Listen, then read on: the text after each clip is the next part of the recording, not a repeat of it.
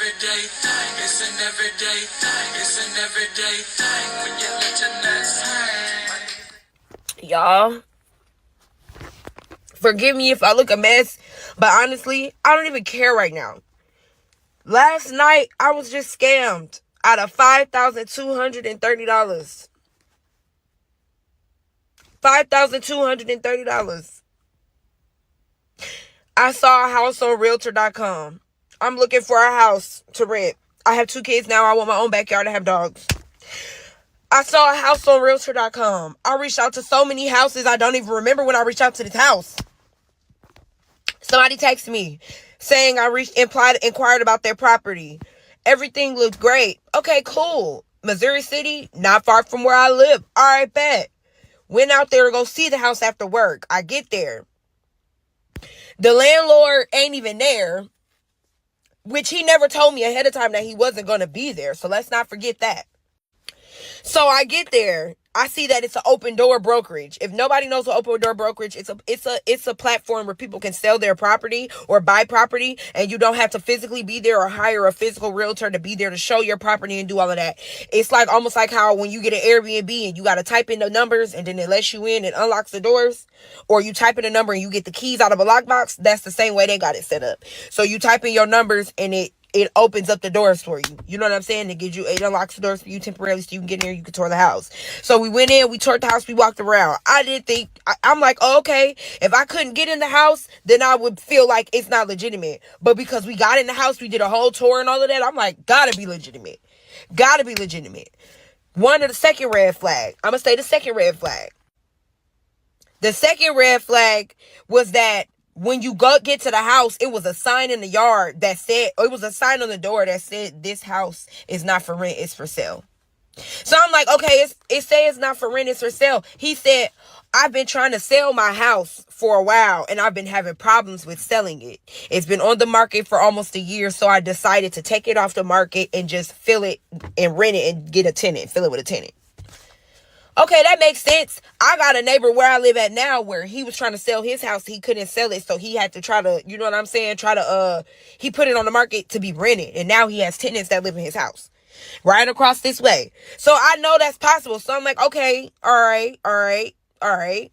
It's not for sale. You're going to take it off the market. Okay, cool. But we in the house. Like, I genuinely felt like if I'm able to get inside this house and tour this house, it's legitimate. Because most of the time, they bullshit you. And they bullshit you by getting you to like basically saying like, oh, you get there, oh, we can't view inside the house, I have tenants. Or, oh, they'll give up an excuse where this is like, oh, okay, you got an actual open door brokerage account and you're doing tours and you're doing this and you're doing that. The nigga made it seem so real. He made it seem real. So as we in the house, after we tore the house, we're still standing in there. I'm on the phone with the man the whole time as I'm touring the house. We tore the house. He says, oh yeah, I'm like, well, I'm ready. Because I'm ready to move. My rush was because I wanted to move before my son's birthday. You know what I'm saying? I wanted to be moved in before my son's birthday. My son's birthday is March 7th. So that was where my rushing was coming in. I was moving fast. So I'm like, all right, cool. Well, if it's available, I'm going to do this application. If I get approved, how long does it take for you to get back to me? He said 30 minutes. I've had one place that I applied to, and they approved me literally within 30 minutes. One place before. So I'm like, okay, maybe you just do like a little basic generic background check or whatever. I don't got nothing on my background, so I'm not worried about it. You're approved. 30 minutes later, tells me I'm approved. Then says, oh, I got to pay security deposit and first and last month's rent. All right. On the thing, you told me first month's rent and a security deposit. Now you're saying last month's rent and security deposit. But once again, this is all terminology that's normally used. Last month's rent, security deposit. We all done heard that before when it come to renting, right? So I pay that money. I'm sitting outside because he told me, I said, well, how soon can I get my keys? Before I even pay. He said, oh, the keys are in the lockbox at the front door. So once you pay, I can release it. We got a contract lease signed. You sign your lease, which I ended up doing. He sent the whole lease to me and I signed the lease and sent the shit back. Like a goofy. I sent it back. So then it was like, okay, once you do that, you pay your security deposit, your first month's rent. We'll release the lockbox and you'll be able to get your keys. And this is where things started to go downhill. Right here at this moment. This is where my gut and my heart started burning. My chest started burning, my heart, my gut. And I'm just like, bitch, I think you just got got. I think you just got got. I think you just got got.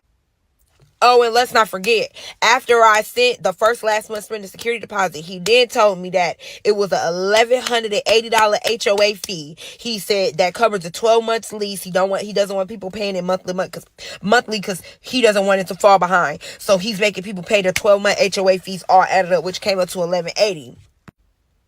And yes, before you judge me, yes, I sent it. We listen and we don't judge. I sent it. I sent the $1,180. Y'all, I don't never be quick to just pass out money like that. I'm tight with it. Because I'm a Capricorn. I'm about my money. I make my money. And I hold on to my money. But it's just like, we inside of this house right now. This could be ours. My daughter in here picking out a room. I'm here looking at the backyard, telling me what I'm going to do with the house and all this other stuff. Too good to be true. Too good to be true, because I sent that money, and once I sent that money, then all the excuses started to come in. Then it was the excuse on why the lockbox wasn't working. Then, I gotta release this person, I gotta do that. I ended up sitting up at that house for 3.5, almost 4 hours with my kids just to leave with no key. Sat there and thought about breaking in that house. I'm like, I done gave this man all this money. I'm finna to kick this door in and stay here until the wheels fall off, because y'all not finna play with me. But that's the thing. That's not his property. That's somebody else's property. And somebody else is going to take a loss from that. And I really don't believe in putting out bad, regardless of how justified you feel, because that always got to come back. You know what I'm saying? I try to do right by people. You know what I'm saying? So this is crazy that this is getting done to me. This is getting done to me. And the most craziest thing about it, I'm thinking because the man is a lenient landlord, which is probably why he take Chime, he take Cashapp, he take Apple Pay. You know? No, the nigga scamming. I paid him on Cashapp, y'all.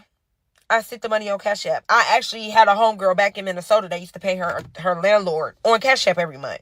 And she was living in the house for 2 years. So it's like, it's not usual, not typical, but I didn't think that was like, okay, that's what tailed it off for me. I didn't think that. So I sent it. Now I gotta call Cashapp in an hour or two. I gotta talk to them about this whole situation. And everybody that know Cashapp don't like giving people their money back. But I got all the receipts. And I'm gonna post them on here. I got all the receipts. Y'all, I've cried since last night all the way to this morning, because it's not about the money. It's not about whether I can make it back or not. It's not about that. It's not about that. It's about the principle. You took from me. You took from my kids. You know what I'm saying? You took from my family. You feel what I'm saying? Like, y'all got to get a better hustle out here. I get it. You just ate up on $5,000 off of somebody with 2 children. Okay, cool. If that make you feel better, cool. But God don't like ugly. And I stay a blessed person. Yeah, life happens. It may not seem like right now, because I'm sick. I don't care how much I hustle, how much I make, how much I do. Baby, $5,000, I'm not a millionaire. I'm not a millionaire, mamas. I'm not a millionaire. I don't want to take no $5,000 losses, okay? Like, at all. But I'm here now. So now I gotta call, do this, do that, fraud, this, try to get my money back. I don't even feel like I'm gonna get my shit back. But we're gonna see. We're going to see. But I'm finna post another video with the pictures, the screenshots of the conversation, all the deets and the details. All the deets and the details. Because that's how you get caught up. Don't get caught up like me. Don't do it. Don't be bozo. Don't be bozo.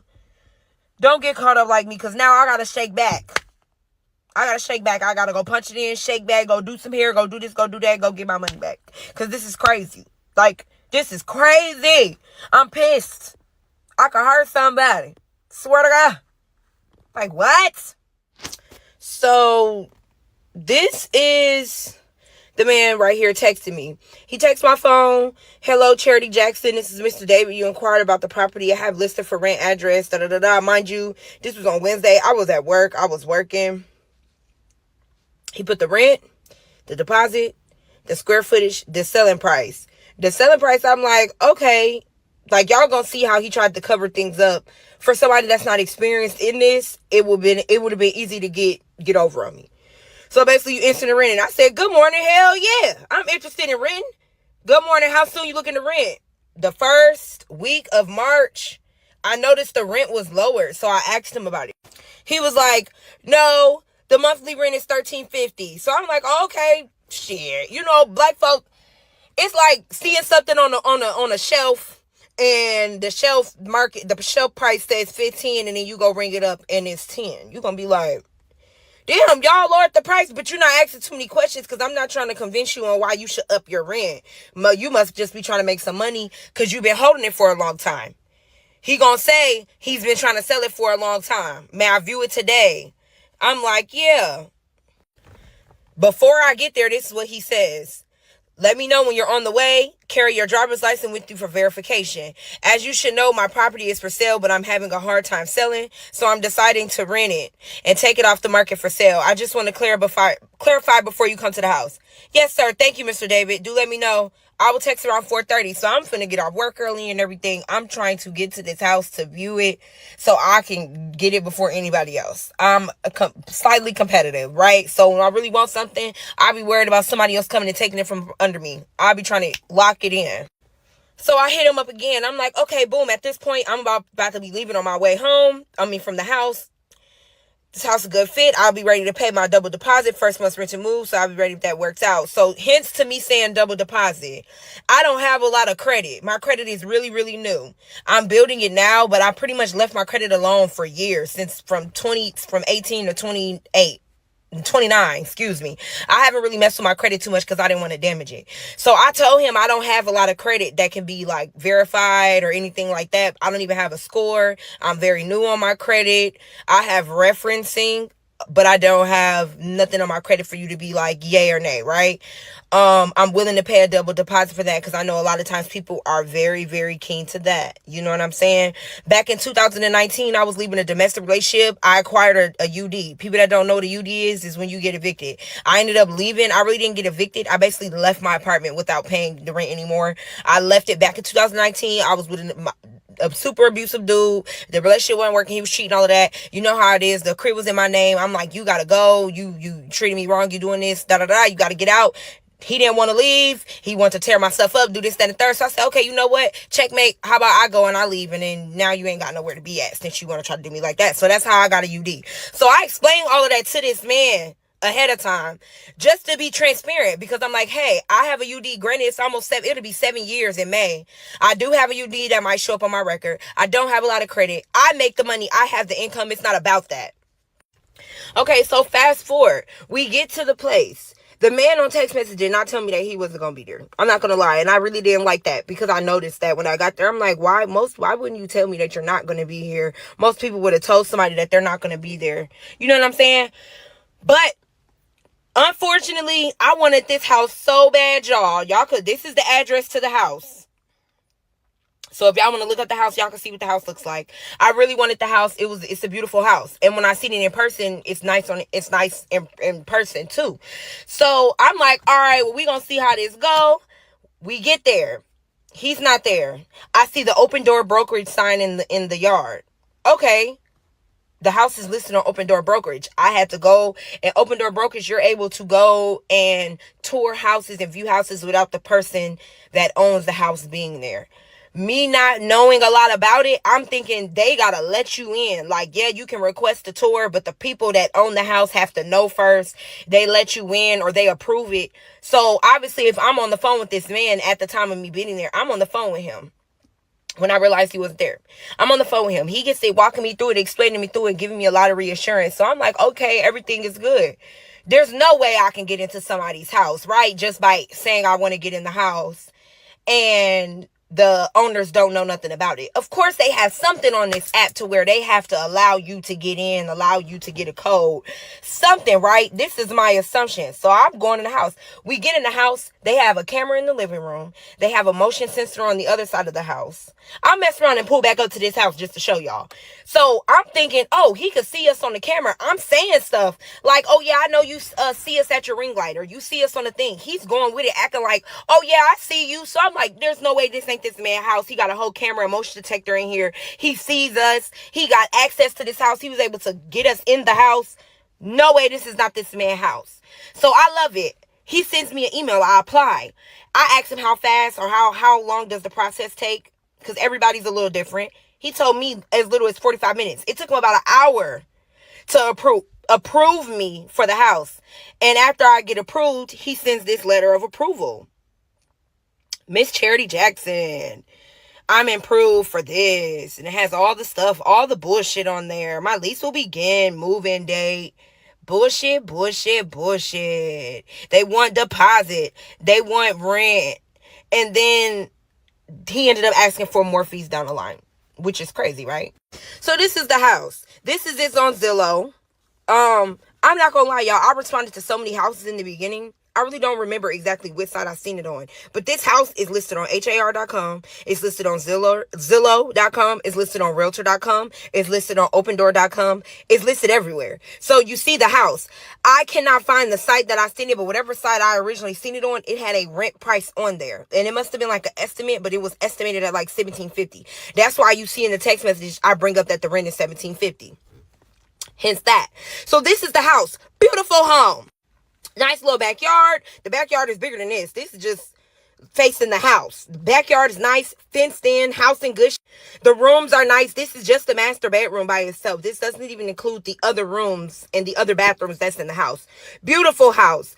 So obviously the rent being that cheap, I'm like, but I've also seen people lower their rent by $1,000 just because they struggle to get a tenant or they struggle to sell it. Hence my neighbor across the cul-de-sac, right? So it's just that the things that he was bringing up and using to justify things that may have been seen as a red flag by other people, when you've seen it before and you're a little familiar to it, it doesn't, and then it gets dressed up real nice and presented to you in a way to make it seem as legit as possible, you're not always going to catch it. Because trust and believe, I was that person that used to be like, how you let somebody scam you out of X amount of dollars, out of this, out of that? Y'all not being smart. Y'all not using your mind. I promise y'all, all it take is the perfect recipe for disaster. You wanting something bad enough and not taking the time to use your discernment. Right? And then somebody else wanting to scam somebody bad enough to where they hope they run into somebody like you. And then you get two people perfect, they get together, and now you have somebody that's a victim of fraud, a victim of being scammed, or losing their money. You know? So that's how this happened. Like, this is the house, this is the person. The guy's name is David Warder. Hold on, let me pull up the lease real quick so y'all can see the lease that I signed. Because I've seen some people saying that I didn't even sign a lease. Yes, I did. So this is the lease. After I got the approval letter, all of that, he formulated a lease. He then sent it to me. This, I've seen private, if you ever like rent it privately, a lot of y'all talking about companies and this like that. There are some people, they do deal with realtors for stuff, but they also, because it's been so long and they're struggling, I know people that privately own properties and they do things themselves. They vet tenants themselves. They come up, they sign, they work, formulate their lease contracts and all of that with themselves. They pay for a platform to do the background checking and all of that themselves, right? There are people that do things themselves. Not everybody goes to an internet company. So I signed the lease, y'all, and he still played me. It seemed very real to me, y'all, but it's all good because I just got good news. I found out that I got approved for a place. I signed a real lease just 2 days ago. I will be moving on Saturday. So I'm going to be sharing all of that. I'm going to make sure to share everybody with that because I appreciate the prayers and the encouragement. I know you're going to have people that got bad things to say or people that's going to judge. But at the end of the day, it could be anybody. It could happen to anybody. I'm just glad that I was able to press through and still be able to figure it out in the end, still be able to move at the end of this month. And I'm super excited for my new place. I'm going to have a nice hair setup up in there. Like, yeah, it's about to get busy. So thank y'all for supporting me and just hearing me out because I was stressed. I still am. But everything going to be okay now. Now I see that. So we got to the nitty gritty of that. Man, let me tell you. Oh, sad situation, right? Terrible situation. Let me tell you something. That happened to me when I was a kid. This is a true story, right? This is a true story. Okay? So I was a kid. I was about 14, 15. No. I was probably like 12. It don't matter how old I was. Anyway, we moved to this place called Nichols Hills or West Nichols Hills. West Nichols Hills was like it's like white people central. Like if you want to live in Nichols, if you live in Nichols Hills in this in Oklahoma City, it's like you live in a very nice neighborhood of Oklahoma City. It's like very nice. And so like I remember I was walking down the street and I walked across some woman's grass and they called the police on me and they said don't walk across somebody's grass and I was like, what the fuck? I was like, I don't even remember whose grass I walked across. I don't know what you're talking about. And it's like, yeah, just don't walk across nobody's grass. I said, I don't even know whose grass I walked across. Whose grass I walk across? It was like somebody's grass. I said, whose grass? I said, can you show me whose grass I walked across? He was like, they just said somebody was walking and they walked across the grass. I said, nigga, who? You can't tell me whose grass I walked across so I can avoid walking across the grass if I can't walk. It was just that dumb. But I don't think I walked across the grass. But the thing is, that's how nice the neighborhood is. They don't like niggas walking across the grass. So when we moved over into this neighborhood, and um, I don't remember the address, but it was like Andover Court. And when we moved over into the neighborhood, it was just like all through that whole summer, people always came and be like, "We came to look at the house." We like, "Fuck you, come and look at the house." Ain't nobody trying to look at that. We live here, so ain't nobody looking at the house. My dad would just shoo them away, like, "Y'all can't look at the house. We live here." What do you mean? And then, um, it's a crazy story that happened that summer because I went to summer camp that summer and I went to summer camp and mom washed all my drawers and did not pack them.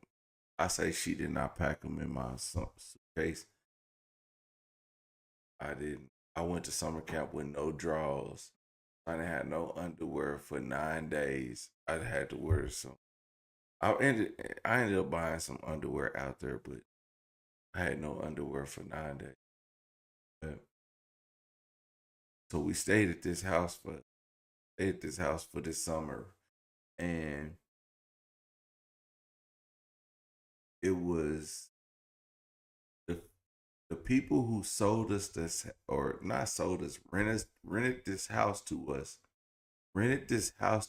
under false pretense that they owned the house.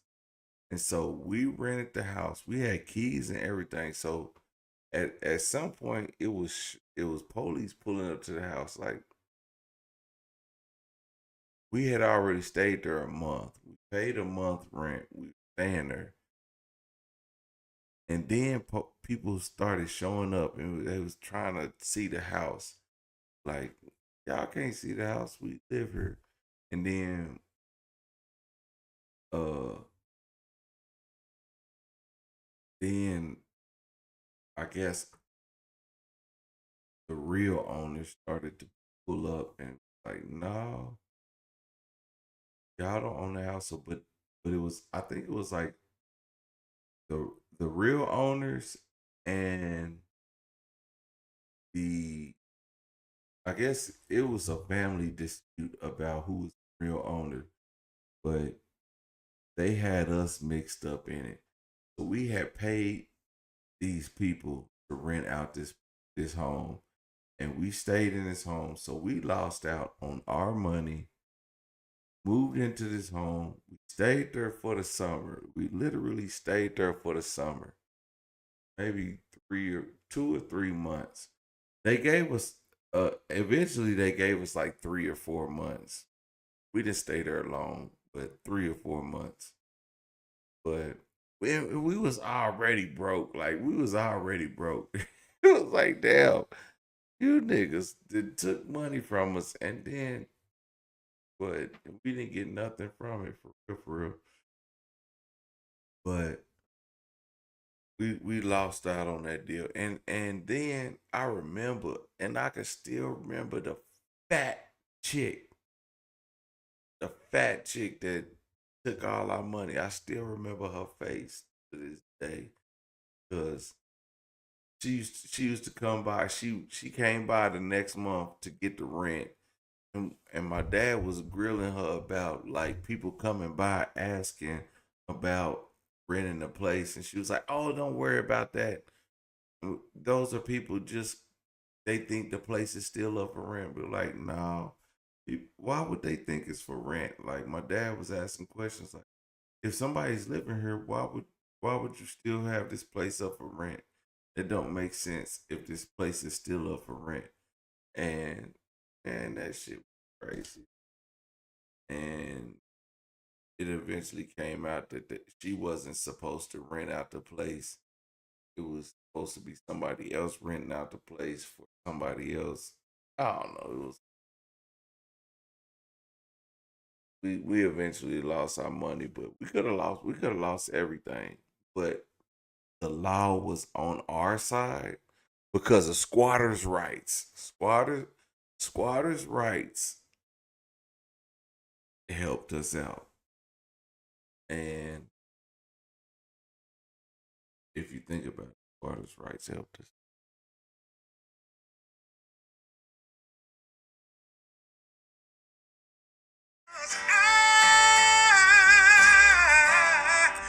Everyday people.